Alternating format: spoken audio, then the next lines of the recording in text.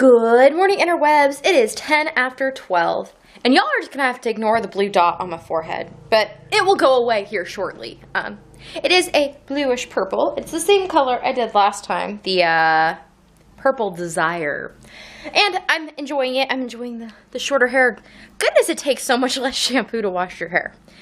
Anyways, I've been up and around for, I don't know, 2 hours now.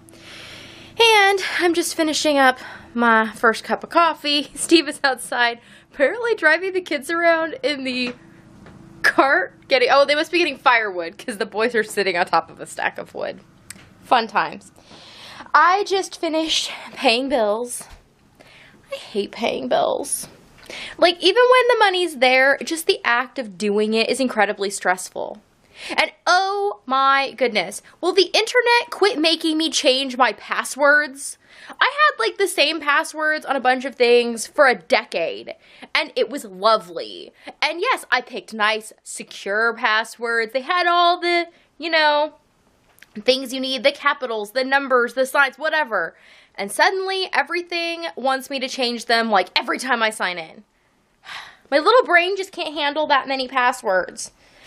And then they won't let you repeat a password, and I understand it's supposed to make you more secure, but yeah, it's just frustrating and annoying, and I'm about to get myself those little lists. But even that, I feel like I would then have to find a pen every time to rewrite down, and finding a pen is frequently difficult for me as well. So yes, now finishing my coffee, then I'm going to clean off the table here so that Steve and I can start, I need to clean it so that he can put the oil coat on it so that hopefully the wood will look a little nicer, because I have some tutorials to film and I'd like the table to look nicer because, yeah, when I film the tutorials, I film them right about here, but without the butter because that would be weird. And that'd be the crochet tutorials. And oh, there's a new one. Crochet Hangout just uploaded a new one. The Sweet and Simple Soap Sack is now up on their YouTube channel. So if you are interested in that, you can see that there or on their website, crochethangout.com. So now I think I have, 5 patterns up, and there are many more to come. So check those out if you are interested. There's also some, I don't remember if I ever told you that the facial scrubbies went up, but I really like, let me show you my facial scrubbies. So I made these facial scrubbies, and I've been using mine, well, one of them. Like the instructions are to make a set of 7 because you can get 7 of these out of the ball of cotton yarn. But I really like these scrubbies because, scrubby is just a little too scrubby for my face, and I feel like it doesn't absorb because, it's not absorbent. So it doesn't hold soap or cleaner or even water the way that would be nice when you're washing your face. So I designed a pattern that alternates scrubby and cotton in a way where there's just enough exfoliating to make your face feel smooth, and I've been noticing a difference using it. But there's also enough cotton to hold that nice cleansery water to wash your face with. And they're great, they're durable, they go through the washing machine just fine. And yeah, so I like that. I was very excited to have worked that up. I've been thinking about doing something like that for a long time because that's one of the things when I got the scrubby yarn. I thought, hey, I wonder if that would work for your face, but I was just worried it was a little too scratchy, and it was less the scratchy factor that I ever had a problem with and more the absorbent factor. So those are up on the Crochet Hangout as well. Okay, to finish my coffee before it gets cold, then to clean the table. And then today I need to deal with that mess and chaos, which is my desk. Oh yeah, that's another project that's coming at you soon. That's all the leftover bits, so yeah. Okay, I better get to work.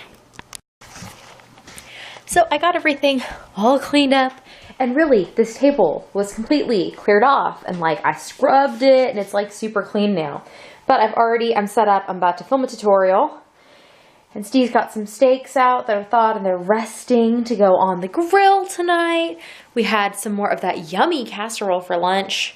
I also spent quite a while, sweeping and cleaning our floors. we're still at that annoying point after having pulled up the carpet where like every time you sweep, it just creates like even more sweeping that needs to be done. But I know from having done it in the parlor in our house, we pulled up the carpet in there, that really does go away after like 3 or 4 months. You've gotten all of the just like leftover carpet bit stuff off, and then the floors are pretty livable. Obviously, this is not the long-term solution, but it's the somewhat long short-term solution to our flooring. So, kids are sleeping, Steve's outside doing wood stuff, I think, and I'm going to go and film this tutorial. Hopefully I can get it done fairly quickly. It is 12 after 4, so I'm hopeful that maybe in like an hour and a half, I should have this done. I don't know, this project that I'm working on really is a fairly quick project to work up, but even when things aren't that long to work up, they do take me longer to film, because that whole step-by-step thing, you know. And the whole, like, leaning over my table, that also makes things take a little longer. Hi, Jezebel. Anything you'd like to say? Okay. Okay, off to film. It is 11:27. I just finished filming my tutorial. I just need to finish editing it. The first, like, 2/3 are edited. I just need to edit the end because my camera battery died. So I took a little break. We had dinner and dessert. Steve made T-bone steaks on the grill, and I cooked some of our sweet potatoes and some store-bought potatoes and onions in the oven. And we had those and leftover grandma jello. It's all gone now. And then I made some fruit crisp. We had that for dessert, and then Steve took the kids to bed so that I could finish my tutorial. So I did that. I'm going to edit it, get it up, and I might film, or at least begin filming, a second tutorial tonight. We'll see where I get to. But I'm feeling back in the mood. I think I just been a little burned out on the filming. You have to be in the right mindset. It takes a lot more energy than I think I like to admit to film some of this stuff, especially with the tutorials, because, you know, the whole like wording thing, it's just mentally taxing, and it's easy. Like when I'm vlogging, I can say silly things and say them however I want, especially because I'm also just like representing myself, and I guess I don't mind representing myself in a somewhat ridiculous manner. Y'all are used to it. But when I'm representing somebody else, I don't know. The stakes are a little different for me, so I try to be a bit more professional. I don't know if it comes across that way, but I try. So I'm going to go and edit, and we'll see where we get to. I'll try and say goodnight again before the night is over, but in the event that my camera battery dies, then I will see you tomorrow.